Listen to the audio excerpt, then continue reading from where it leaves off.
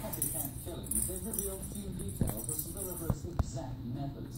By the middle of 1977, the Ripper had killed 4 prostitutes and was suspected of attempting to kill several more. Photographs made from descriptions of women during the attack were circulated in the Leamington Bradford area. Despite this, police investigation.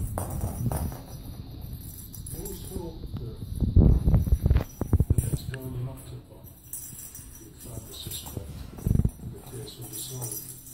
I don't think anybody in the early days anticipated how it would snowball to such a major inquiry. I don't think anybody could have done.